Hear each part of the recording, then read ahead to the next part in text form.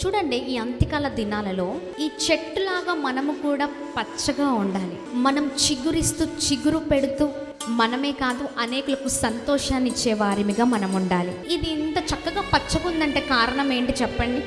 వేరు ఉంది అని. ఈ భూమిలో నుండి తీయబడిన మట్టి ఉంది చూడండి, ఆ మట్టి ముద్ద దీనికి అటాచ్ అయి ఉంది. ఒకసారి ఈ మొక్కని ఇట్లా బలవంతంగా తీసి ఈ మొక్కని పక్కకు పెట్టేసేయండి, ఏమవుతుంది? ఎండిపోయిద్ది. ఈ మట్టిలో నాటబడినంత వరకే దీనికి జీవము, ఇది చిగురిస్తుంది, ఇది అభివృద్ధిలోకి నడిపిస్తుంది, ఇది ఫలిస్తుంది. ఆమేన్. మన జీవితాలు కూడా అంతే. ఈ మొక్క మనమైతే ఈ మట్టి లేదా సపోజ్ భూమి అనుకోండి, ఇది క్రీస్తు అన్నప్పుడు మనము క్రీస్తులో నాటబడాలి. మనం ఎవరితో సంబంధం కలిగి ఉండాలి?